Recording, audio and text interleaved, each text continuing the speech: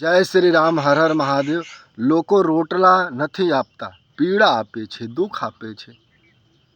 ઘણા લોકો પૂછે જાતિ, औकात. ગરીબ માણસો પૂછે તમારી શું હેસિયત છે. સમાજ રોટલા નથી આપતા, પીડા આપે છે.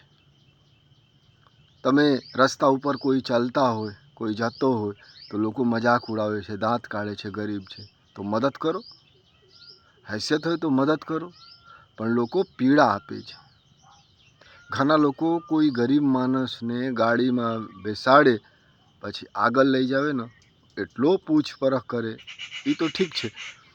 પછી બોલે તમે ગાડી લઈ લો. ઘણા લોકો સેવા ઓછો કરે, દર્દ આપે. ઘણા લોકો તમે રોટલા આપે તો તમારા પાસે ઘડી ઘડી આવે.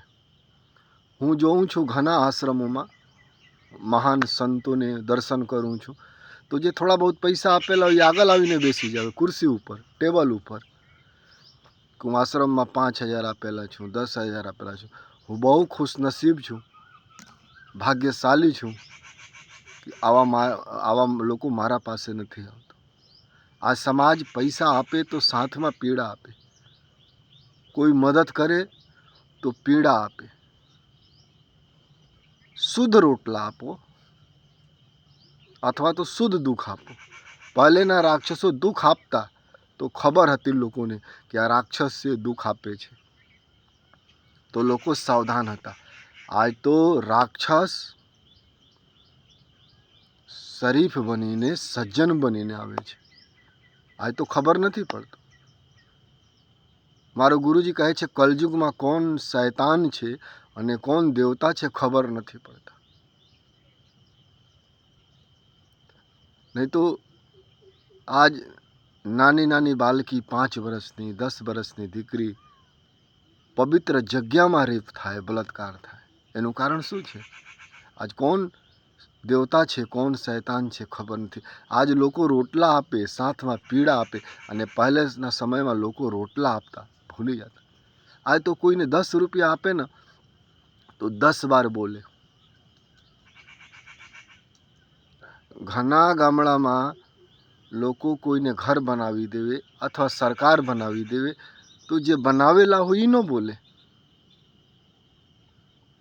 જે કાંઈ ન કરેલા હોય એ બોલે.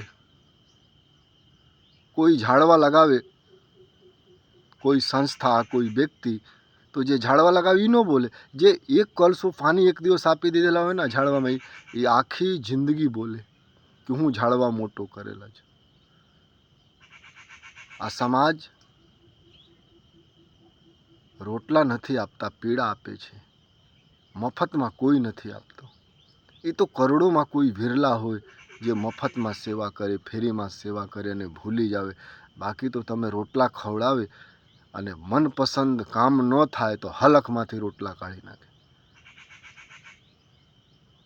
આ દુનિયા એવા છે.